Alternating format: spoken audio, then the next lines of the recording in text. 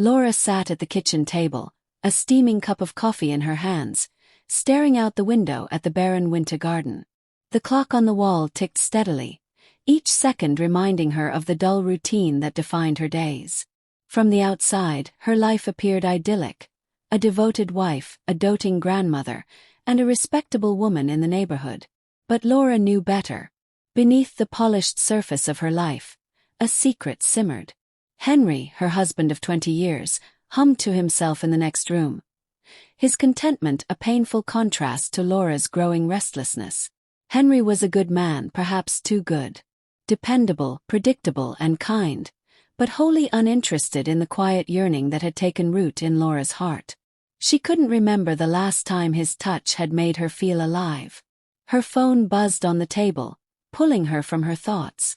She glanced around, ensuring the coast was clear before picking it up. A message from Victor lit the screen. "Can't stop thinking about you. Meet me today." Laura's pulse quickened as she reread the message.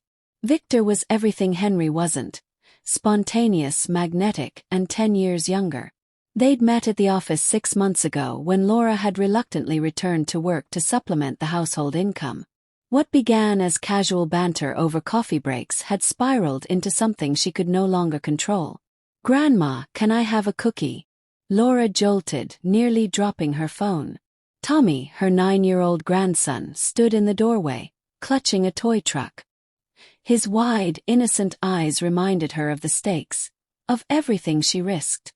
"Sure, sweetheart," she said, her voice trembling slightly. She tucked her phone into her pocket and forced a smile. As Tommy rummaged through the cookie jar, Laura's thoughts drifted back to Victor. Their stolen moments had become her lifeline, the only part of her existence that felt truly hers. But the guilt was a constant shadow, especially when she looked at Tommy. He adored her, trusted her implicitly. Could she live with herself if he ever discovered her betrayal? "Grandma," Tommy said, his voice breaking her reverie. "Why do you look sad?" Laura blinked, startled by his observation. She reached out to smooth his hair. "I'm not sad, Tommy. Just thinking about grown-up things." "Like what?" "Just boring stuff," she said with a forced laugh. "Nothing for you to worry about." Satisfied, Tommy nodded and ran off with his cookie. Laura exhaled deeply, guilt twisting in her chest. She knew she should end things with Victor. Every rational part of her screamed that she was on the brink of disaster. And yet, the thought of walking away felt unbearable. Her phone buzzed again. Another message from Victor. "Yes. You know you want to." She stared at the screen, her thumb hovering over the keyboard. A part of her longed to ignore him, to delete his number and focus on her family. But another part, the part that had been suffocating for years, craved the escape he offered. "Laura!" Henry's voice startled her. She quickly slid the phone face down on the table as he entered the kitchen. His graying hair was slightly mussed, and he carried the familiar scent of wood polish from his morning chores. "Everything okay?" he asked, pouring himself a cup of coffee. "Yes, fine," Laura said, her voice too quick. She avoided his gaze, focusing instead on a smudge on her cup. Henry didn't press her, oblivious as ever. He took a seat across from her and began talking about the neighbor's new fence, his voice a soothing monotone. Laura nodded at the right moments, her thoughts far away. Later that afternoon, Laura found herself standing in front of her bedroom mirror, adjusting the collar of her blouse.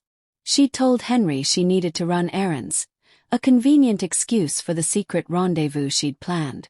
As she brushed her hair, she caught her reflection and paused. Who was this woman staring back at her? The carefully composed exterior didn't match the turmoil within.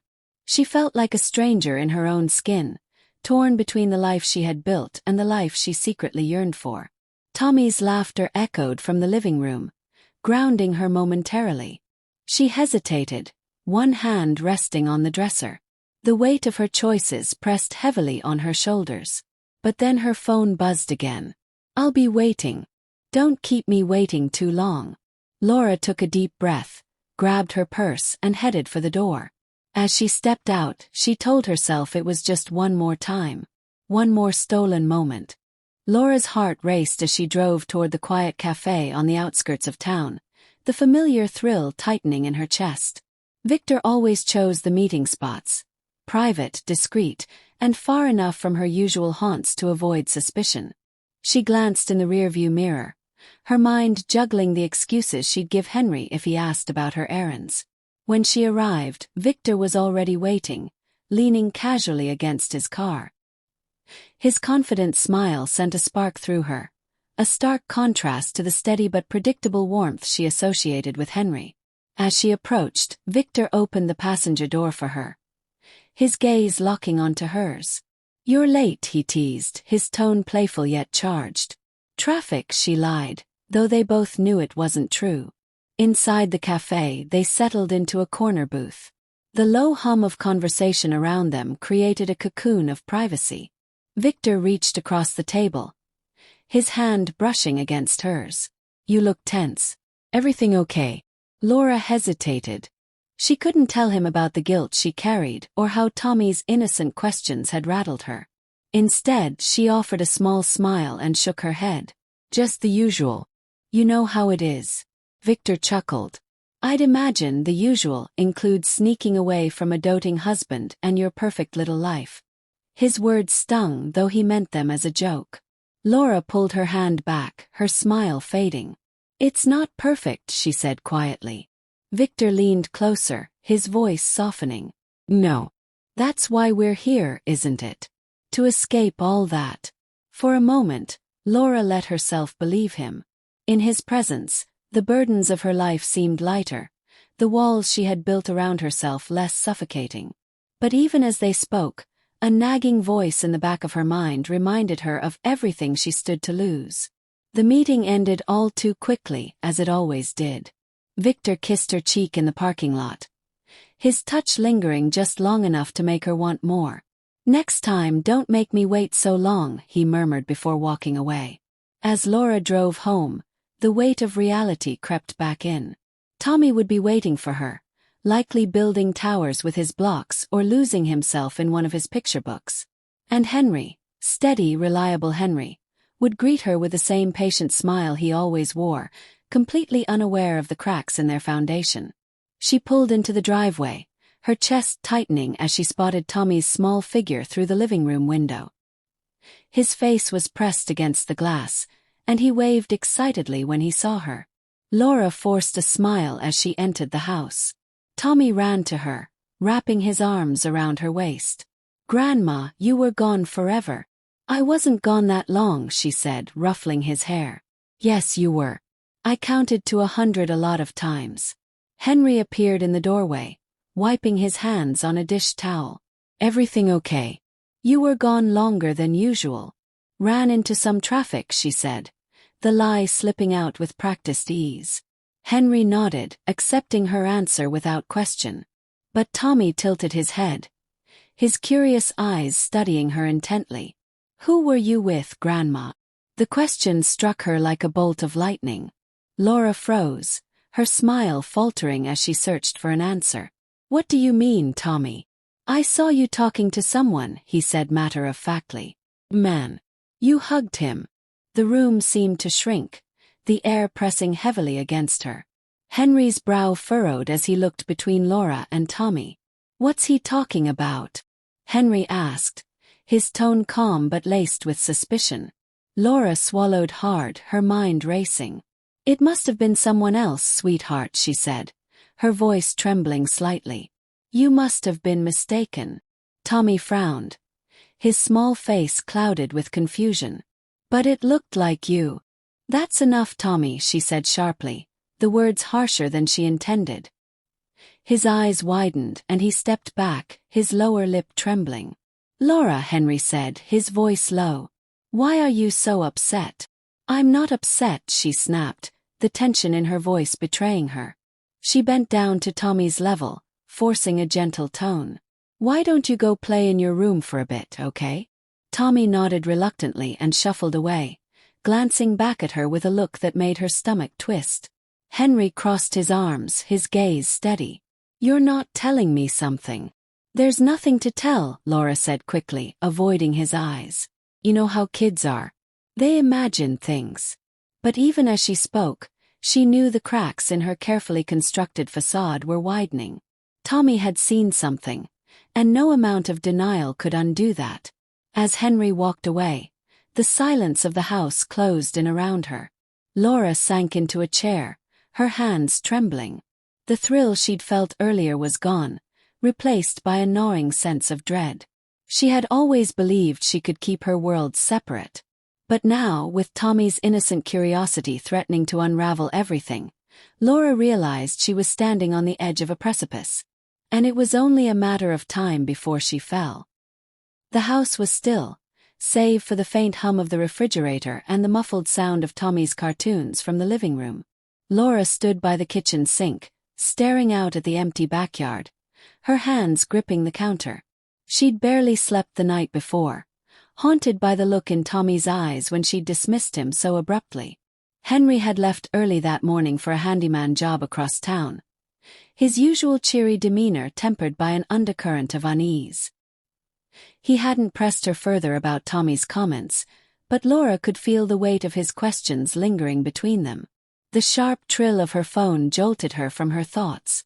She hesitated, glancing toward the living room to make sure Tommy was still engrossed in his show, then picked it up. Victor.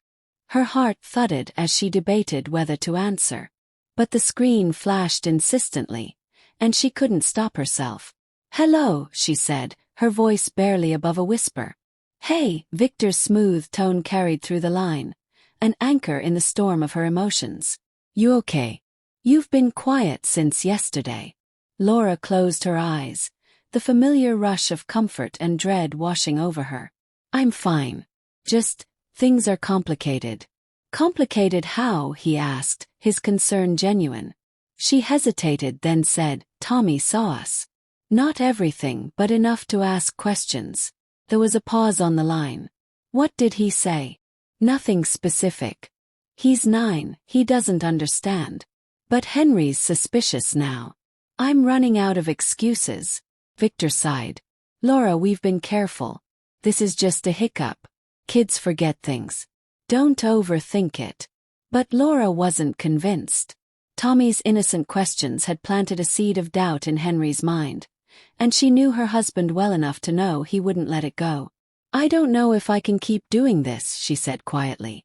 Victor's voice softened. "Laura, don't say that. You deserve to be happy. With me you're happy, aren't you?" "Yes," she admitted, the words spilling out before she could stop it. "But I can't ignore what this is doing to my family." The silence between them stretched, heavy and unyielding. Finally Victor said, "Take some time to think. But don't shut me out, okay?" She murmured a faint agreement before ending the call. Her hand lingered on the phone as guilt coiled tighter around her chest. "Grandma." Laura turned sharply to see Tommy standing in the doorway, his toy truck clutched in one hand. His expression was hesitant, his small frame seeming even smaller in the dim light. "What is it, sweetheart?" she asked, her voice softening. "Are you mad at me?" The question hit her like a punch to the gut. She knelt down to his level, her hands trembling as she placed them on his shoulders. "No, Tommy. Why would you think that?" "Because you didn't want to talk to me yesterday," he said, his voice quivering. "And you looked scared when I said I saw you with that man." Laura swallowed hard, forcing herself to stay calm. "Oh, Tommy, I wasn't mad. I was just surprised, that's all." "Was he your friend?" She hesitated, her mind scrambling for a response. "Yes, he's a friend. But you don't need to worry about him, okay?" Tommy studied her for a moment, his eyes searching hers. "Does Pawpaw know him?" "No," she said quickly, then added, "but that's because it's not important. Let's keep it our little secret, all right?" Tommy nodded slowly, though the furrow in his brow didn't ease. "Okay, Grandma."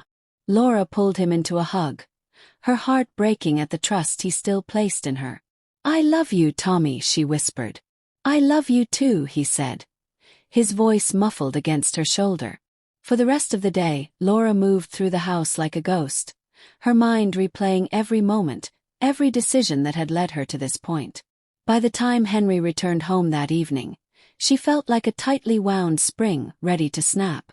Henry kissed her cheek as he walked in, his eyes scanning her face. "You all right? You seem off." "I'm fine," she said, turning away to set the table. "Tommy said you two had a long talk today," he said casually, but there was a sharpness in his tone that made her pause. Laura forced a smile. "Just about school and his toys. You know how kids are." Henry didn't respond immediately. Instead, he sat down at the table, his gaze heavy on her. "Laura, if there's something going on, you can tell me." Her heart pounded, but she kept her face neutral. "There's nothing, Henry. Everything's fine." But as she sat across from him, her hands trembling under the table, she knew the walls of her carefully constructed life were closing in. And she wasn't sure how much longer she could hold them up.